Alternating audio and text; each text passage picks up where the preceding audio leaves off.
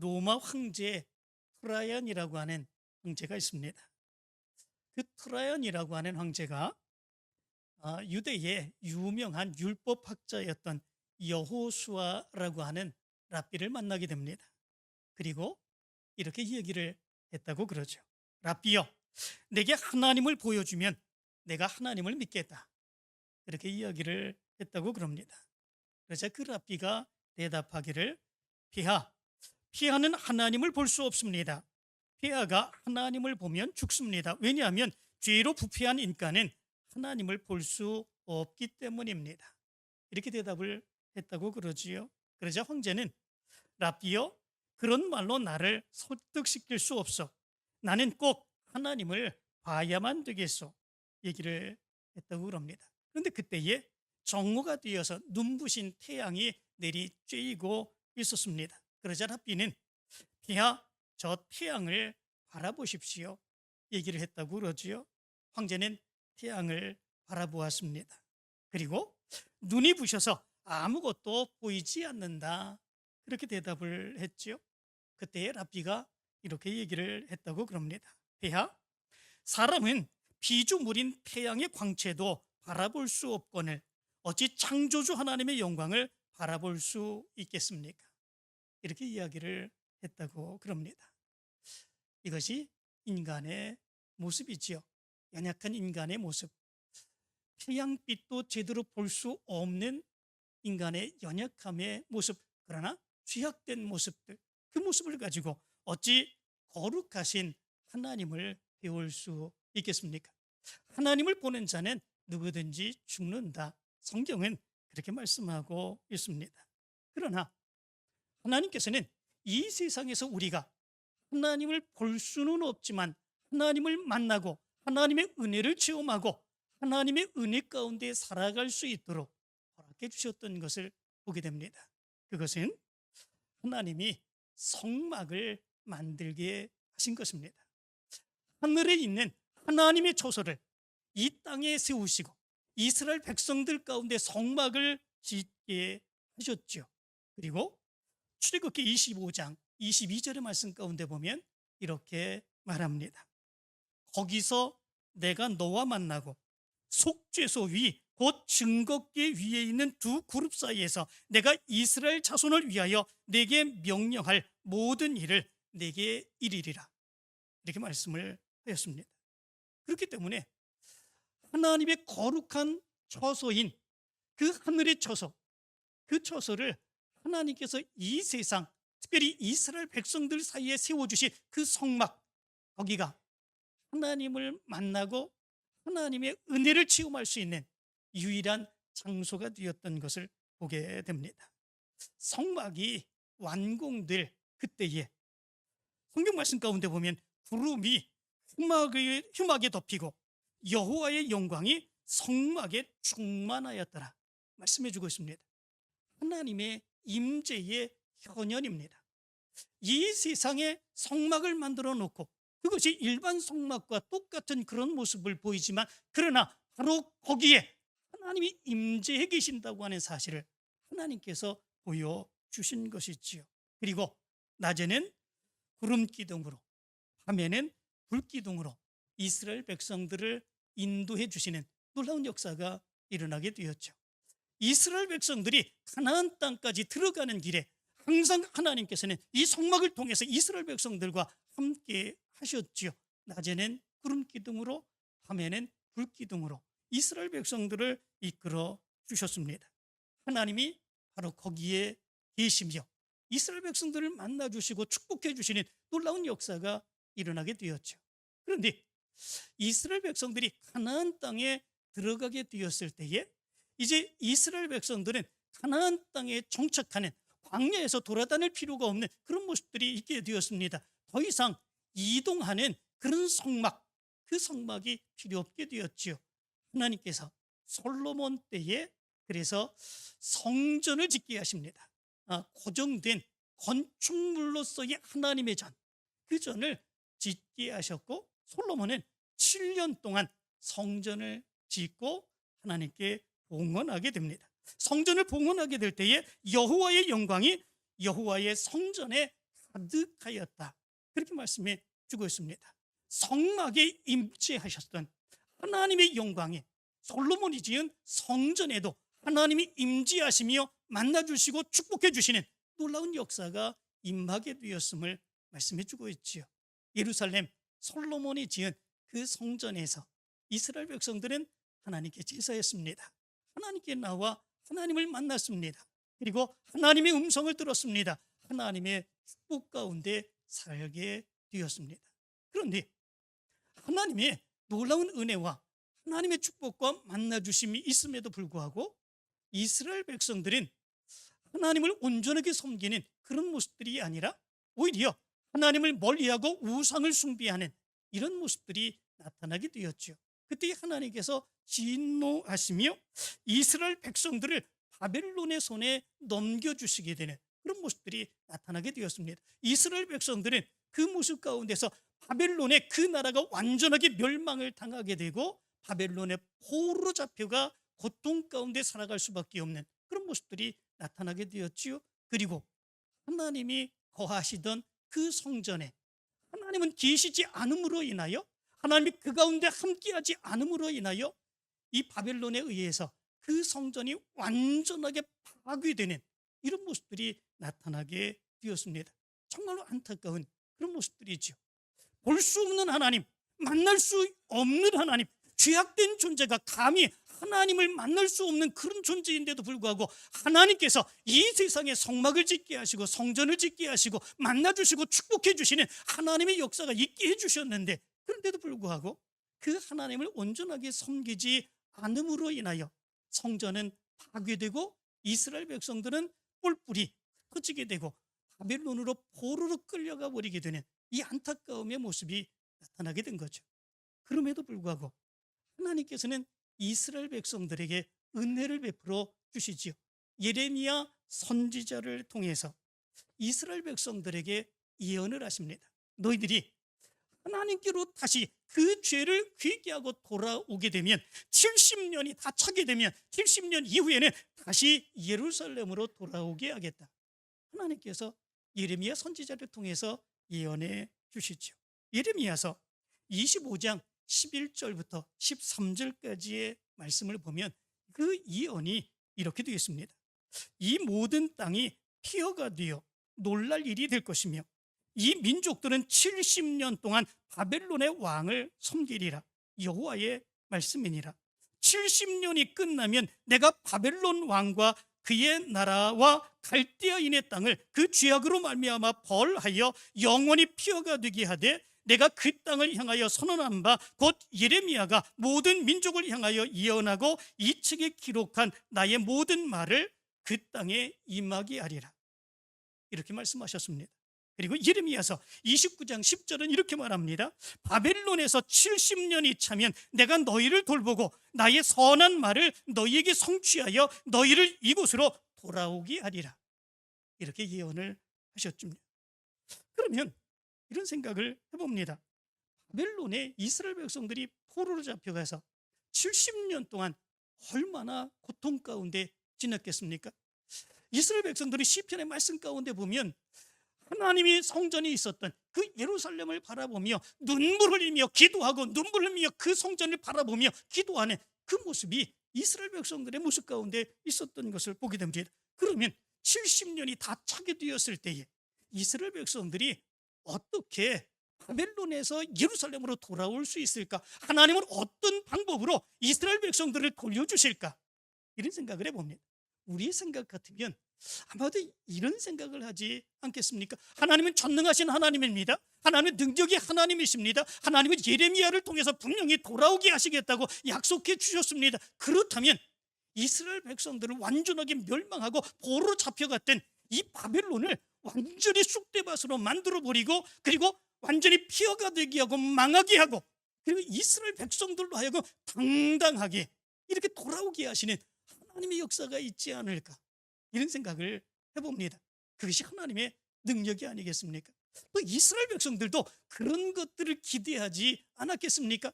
우리가 그렇게 괴로움을 당하고 고통을 당했는데 하나님이 우리를 부흥케 하시고 우리에게 힘을 주시고 그 바벨론을 완전하게 멸망시키고 그리고 예루살렘으로 당당하게 하나님을 믿는 믿음의 사람으로서 돌아오게 하는 것, 그것이 하나님께서 역사해 주시는 그런 모습이 아닐까.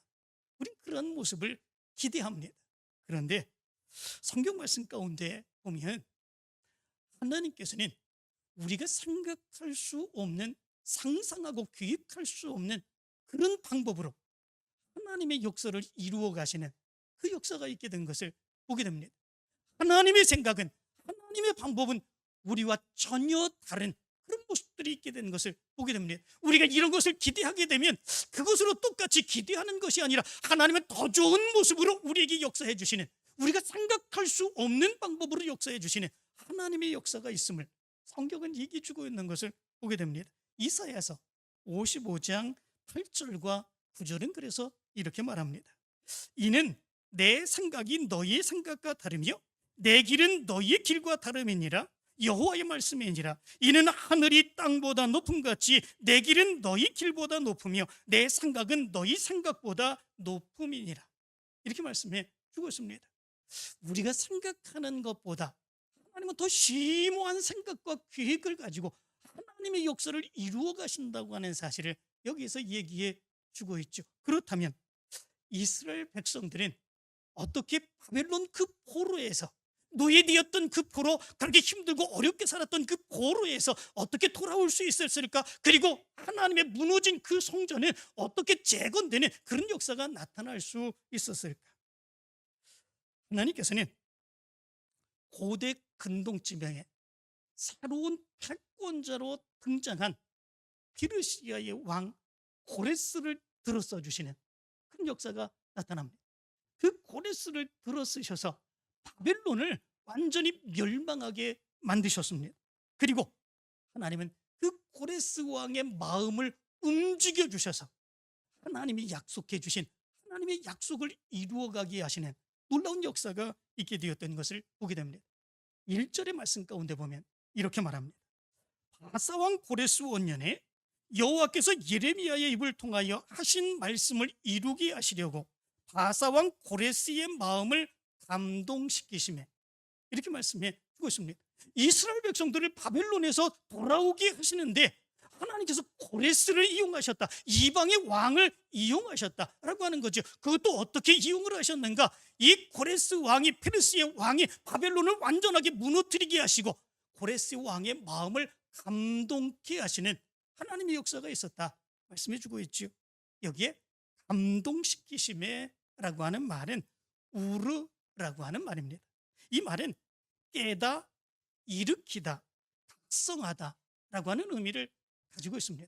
다시 말하면 지금까지 내가 전혀 생각할 수 없었던 그런 것들, 지금까지 내가 전혀 깨달을 수 없었던 그런 것들을 하나님이 감동시키셔서 깨닫게 하시고 그것을 이루게 하시는 하나님의 역사가 여기 있음을 이야기해 주고 있습니다. 하나님의 감동을 받은 이 고레스는 어떻게 했을까? 지금까지 아시리아나 바벨론이 행했던 그런 식민 정책과는 전혀 다른 그런 정책을 펴는 그런 모습들이 있었던 것을 보게 됩니다. 아수르나 바벨론은 그 당시의 식민지 국가에 대해서는 강제로 억압하고 강제로 이주시키고 강제로 고통을 주는, 노비로 만드는 바로 이런 모습을 통해서 바로 그들을 이끌어가는 그런 모습들이 있었습니다. 그렇지만 고레스 왕, 고레스 왕은 그렇게 하지 않았습니다. 오히려 억압 정책 대신에 자유와 그리고 자치, 그리고 어느 정도의 관용을 베푸는 그런 관용의 정치를 펴가는 그런 모습들이 있게 되었습니다. 식민지에 있는 그런 백성들을 자기의 본국으로 돌아갈 수 있도록 허용했습니다. 이거는 엄청난 그런 조치이지요. 일반적으로 그 모든 그런 식민지 나라의 전쟁을 통해서 그렇게 포로 잡은 사람들은 다 노예로 삼는 것, 그래서 자기네들의 노동력으로 그런 일을 사용하는 그런 것들을 삼는 것 당연한 거 아니겠습니까? 그런데 그 본국으로 그 포로들이 다 돌아갈 수 있도록 허용하였다라고 하는 것입니다. 뿐만 아니라 그들이 섬기는 그런 신들, 그리고 그 신들을 자유롭게 섬길 수 있도록 했고, 그리고 그들이 섬기는 신을 섬기는 신전들도 이렇게 새로 재건될 수 있도록 허락해 주는 그런 모습들이 있게 되었습니다.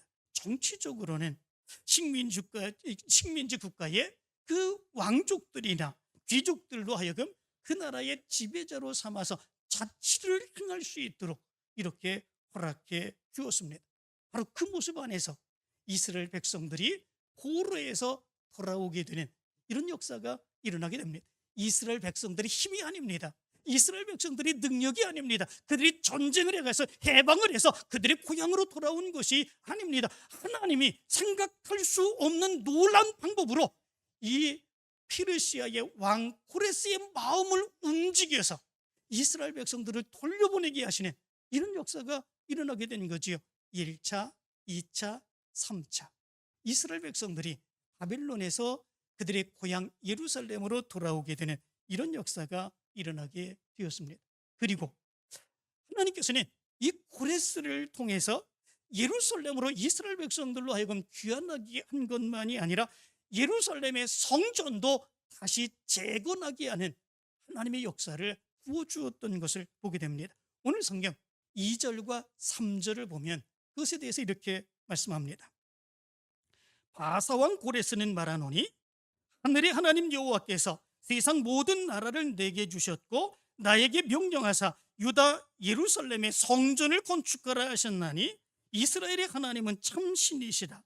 너희 중에 그 백성된 자는 다 유다 예루살렘으로 올라가서 이스라엘의 하나님 여호와의 성전을 건축하라. 그는 예루살렘에 계신 하나님이시라. 이렇게 얘기합니다. 하나님의 마음에 감동한 고레스, 먼저 하나님에 대해서 고백하지 않습니까? 뭐라고 고백을 합니까? 하늘의 하나님 여호와, 이렇게 고백합니다. 하늘의 하나님 여호와. 이 말의 의미는 모든 신들보다도 가장 최고의 신, 그 하나님이 여호와 하나님이시다 라고 하는 것을 고백하고 있는 것을 보게 됩니다. 고레스는 이방인입니다. 고레스는 다신교의 신을 섬기고 있는 그런 사람입니다. 그런데 바로 그런 고레스가 하나님을 최고의 신으로, 그 하나님 여호와, 약속의 하나님, 능력의 하나님, 인도하시는 하나님, 약속을 지키시는 하나님, 그 하나님으로 여기 고백하고 있는 것을 보게 됩니다. 이것은 하나님의 감동이 없이는 있을 수 없는 그런 모습들이죠. 뿐만 아니라 고레스는 이런 고백을 합니다. 여호와께서 세상 모든 나라를 내게 주셨고, 이렇게 얘기합니다. 하나님께서 세상 모든 나라를 다 내게 주셨다. 바벨론을 무너뜨리게 한 것, 그것도 바로 하나님이 하게 하신 것이다. 이것을 고백하고 있는 것을 보게 됩니다.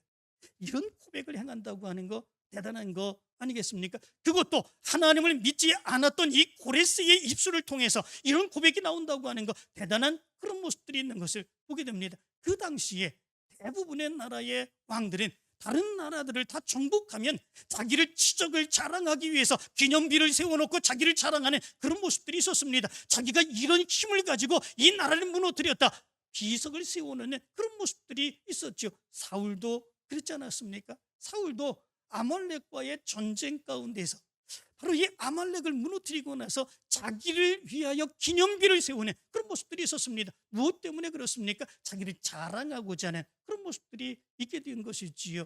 물론 이 사울은 그 모습으로 인하여 하나님께 영광 돌리지 아니하고 자기의 자랑을 행하는 그 모습 가운데 이 일을 통해서 하나님으로부터 버림받게 되는 이런 모습들이 나타나게 됐지요. 그런데 이방인이었던 이 고레스가 하나님이 하셨습니다. 이 나라를 정복하게 하고 이 대제국을 건설하게 한 것, 이것은 내가 한 것이 아니라 하나님이 하셨습니다. 이런 고백을 행하는 거죠. 이거는 하나님이 감동케 하신 그런 역사가 아니면 있을 수 없는 그런 모습들이죠. 세 번째, 더 놀라운 고백을 행하게 됩니다. 고레스는 하나님이 나에게 명령하사 유다 예루살렘에 성전을 건축하라 하셨다, 이렇게 고백하고 있는 것을 보게 됩니다. 3절의 말씀 가운데 보면 이렇게 말하지요. 이스라엘의 하나님은 참 신이시라. 너희 중에 그 백성된 자는 다 유다 예루살렘으로 올라가서 이스라엘의 하나님 여호와의 성전을 건축하라. 그는 예루살렘에 계신 하나님이시니라. 이렇게 이야기를 합니다. 하나님이 그에게 예루살렘의 성전을 건축하라고 하셨다, 이렇게 말씀하고 있습니다. 정말 대단하지요. 뿐만 아니라 너희 중에 그의 백성된 자는 다 예루살렘으로 올라가 예루살렘의 성전을 건축하라, 이렇게 얘기하고 있는 것을 보게 됩니다. 하나님의 백성이라면 모두가 다 예루살렘으로 올라가 이 예루살렘 성전을 건축하라 말씀을 하고 있는 것이지요. 이방인 신을 섬기고 있었던 고레스가 이런 고백을 행하는 것은 하나님이 그와 함께 하시고 그에 감동시키지 않았다면 이런 역사가 나타나기 힘든 거죠. 그리고 이런 결단을 행하기가 힘든 그런 모습들이 있는 거죠. 무엇 때문에 그렇습니까? 그 당시에 대부분의 나라들이 다 그랬습니다. 다른 나라를 정복하면 그 나라의 백성들을 잡아와서 자기네들의 노예로 삼는 것이 일반적이었습니다. 그래야 많은 일거리들을 그 노예들에게 맡기고 일을 시킬 수 있고 그 나라가 발전할 수 있기 때문에 그렇습니다. 일반적으로 그 당시의 시대가 그랬습니다. 그리고 그렇게 행하는 모습들이 있었는데 고레스는 그것이 아니라 오히려 반대로 자기네들에게 잡혀왔었던 그런 모든 포로들까지도 다 그들의 고향으로 돌려보내는 이런 조치를 취하는 그런 모습들이 있었던 거죠. 만약에 그 노예를 돌려보내는 그런 모습들이 있다면 어떤 일들이 일어나겠습니까? 정작 그 나라 백성들에게는 반대를 당하는 그런 모습들이 나타날 수 있죠. 그 포로든 잡혀와서 그 나라의 노예가 되는 그런 모습들이 있었지 않았습니까? 그렇다면 그들을 다 돌려보내야 됩니다. 그러면 그 많은 일들은 누가 담당하겠습니까? 그러면 자국민들에게는 오히려 더 반대를 당하게 되는 이런 모습들이 나타날 수 있게 되는 거죠. 그런데 이 고레스는 그렇게 했습니다. 그것이 힘든 결정임에도 불구하고 하나님께서 그 마음을 감동시키셔서 바로 그런 결정을 행하는 그런 놀라운 역사가 일어나게 되었습니다. 그것만이 아니라 또 엄청난 결정을 행하게 됐죠. 1장 4절은 이렇게 말합니다. 그 남아있는 백성이 어느 곳에 머물러 살든지 그곳 사람들이 마땅히 은과 금과 그 밖에 물건과 짐승으로 도와주고 그 외에 예루살렘에 세울 하나님의 성전을 위하여 예물을 기쁘게 드릴지니라, 이렇게 이야기를 했습니다. 페르시아의 자국민들에게 명령을 합니다. 이스라엘 백성들이 그들의 고향으로 돌아갈 때에 그들이 잘 돌아가서 하나님의 성전을 지을 수 있도록 그들에게 예물을 드려라, 이렇게 얘기를 합니다. 그것도 기쁨으로 예물을 드려서 잘 가서 하나님의 성전을 지을 수 있도록 그렇게 해라, 그렇게 명령을 했습니다. 정말 이게 가능한 일이겠습니까? 그런데 하나님께서는 고레스의 마음을 붙들어 주시고 감동시켜 주셔서 이런 말로 다 할 수 없는, 생각할 수도 없는 이런 조치를 취하게 하는 이런 모습들이 있게 되었던 것을 보게 됩니다. 이거는 전적으로 포로는 유대인인데 유대인의 편에서 이 고레스 왕이 지금 일하고 있는 것을 보게 됩니다. 이 유대인들을 위하여 전적으로 협력하고 전적으로 도와주고, 그래서 하나님을 섬기는 그 백성에게 하나님의 성전도 지을 것을 명하게 되는 이런 모습들이 있게 된 것을 보게 됩니다. 누가 적인지 알 수 없을 정도의 모습이 고레스가 행한 그런 조치인 것을 보게 됩니다. 하나님께서는 이렇게 하나님의 역사를 이루셨습니다. 예레미야를 통해서 약속해 주신 그 약속을 이루시기 위해서 뿐만 아니라 이스라엘 백성들이 고향으로 돌아가서 다시금 성전을 재건하고 하나님의 백성으로 하나님의 뜻을 이루는 백성으로 살아가게 하기 위해서 하나님께서는 이스라엘 백성들이 전혀 생각할 수 없는 방법으로 하나님의 역사를 이루어 가시는 그런 역사가 있게 된 것을 보게 됩니다. 때로는 하나님이 역사하시는 그 역사는 이렇게 나타나기도 합니다. 우리가 생각할 때에 그 사람이 정말 하나님을 잘 신실하게 섬기고 하나님의 뜻대로 온전하게 살아가는 그 사람일 때에 하나님이 그 사람을 통해서 더 크게 역사하실 거야, 우린 그렇게 생각하기도 합니다. 물론 그런 사람들을 통해서 하나님의 놀라운 능력의 역사가 이루어가게 됩니다. 하나님의 말씀에 순종하고 하나님의 뜻에 순종하고 그 사람이 하나님의 말씀대로 순종하여 그 사역을 감당해 나갈 때에 하나님의 놀라운 능력의 역사가 그를 통해서 이루어지게 되는 그런 역사가 일어나게 됩니다. 그렇지만 하나님은 우리가 생각할 수 없는 또 다른 방법으로 하나님의 역사도 이루어가게 하십니다. 하나님을 전혀 섬기지 않는 그 사람을 하나님께서는 정하시고 그 사람의 마음을 변화시켜 주시고 감동시키셔서 그 사람으로 하여금 하나님의 놀라운 능력의 역사를 이루게 하시는 또 그런 역사가 나타나게 하십니다. 하나님을 핍박하고 하나님의 영광을 가리우는 그 사람도 변화시키셔서 하나님의 놀라운 능력의 역사를 이루시게 하십니다. 누가 그랬습니까? 바울이 그랬지 않았습니까? 하나님을 믿고 예수 그리스도를 믿는 사람들을 핍박하기 위해서 다메섹으로 가던 사울을 하나님께서는 다메섹 도상에서 만나시고 그를 빛으로 만나주시며 변화시켜주시고 하나님의 놀라운 역사를 이루어 가시는 이런 역사가 일어나게 하시지 않았습니까? 참 놀라운 하나님의 역사입니다. 우리의 생각과 우리의 계획으로는 도저히 생각할 수 없는 하나님의 역사가 이렇게 이루어지게 된 것을 보게 됩니다. 이런 모습들을 가만히 생각해 보면 이 세상에서 이루어지는 이런 모든 것들은 때로는 내 생각대로 이루어지고 내가 계획한 대로 이루어져가는 것 같지만 그것이 아니라 그 역사 뒤에 하나님께서 역사해 주셔서 하나님의 놀라운 역사를 이루어 가신다라고 하는 것을 우리는 깨달을 수 있게 됩니다. 동일하게 이제 올 한 해 우리도 하나님께서 역사하시는 놀라운 역사를 이루어가고자 합니다. 그 역사가 무엇이겠습니까? 2025년 이제 이 교회를 세운 지 50주년을 맞는 때에 우리 교회를 리모델링하기로 결정을 하였습니다. 50주년 정말 의미 있는 그런 해입니다.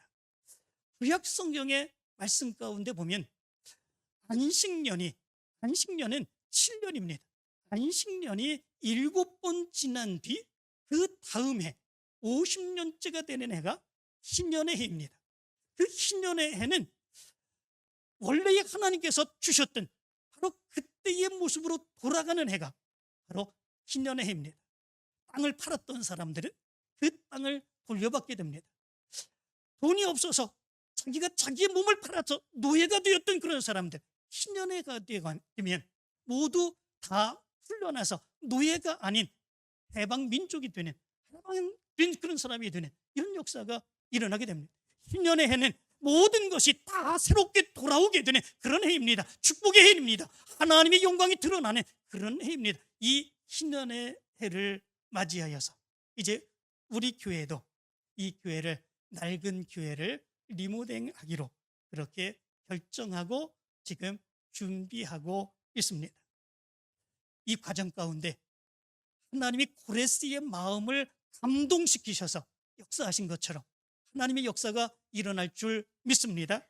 때로는 우리의 마음을 하나님이 감동시켜 주실 줄로 믿습니다. 그래서 뜨거운 믿음의 열망을 가지고 이 사역에 함께 동참하게 해주실 줄로 믿습니다. 때로는 리모델링 업자의 마음을 감동시키셔서 가장 아름다운 모습으로 우리 성전을 이루게 될 줄로 믿습니다. 하나님을 섬기지 않은 주위의 많은 사람들에게도 하나님께서 감동시키셔서 우리가 리모델링하는 이 모습을 보면서 기뻐하며 함께 협력하게 되는 이런 역사가 나타나게 될 줄로 믿습니다. 신년의 해 우리 교회는 교회를 리모델링합니다.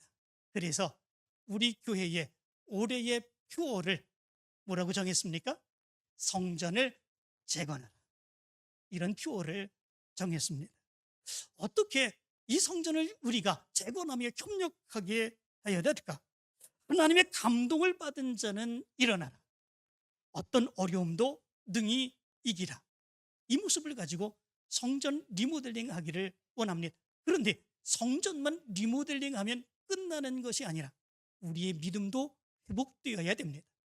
하나님께서 원하시는 믿음의 모습으로 하나님께서 기뻐하시는 믿음의 모습으로 뜨거운 믿음의 열정 가지고 이 성전을 통해서 하나님의 놀라운 능력의 역사를 이루기를 원하는 우리 성도들의 믿음의 모습으로 회복되어야 됩니다. 그래서 하나님의 소원을 기억하라. 이러한 실천 목표를 가지고 올 한 해 사역을 감당하기를 원합니다. 이 모습이 여러분들의 모습이 되기를 간절히 원합니다. 고레스 왕의 하나님의 성령에 감동된 그 모습이 여러분들의 모습이 되어서 이제 이 성전이 잘 리모델링 되어 하나님께 더 큰 영광 돌리게 되고 큰 사역 감당하게 되는 우리 교회와 성도들이 되기를 간절히 축원합니다.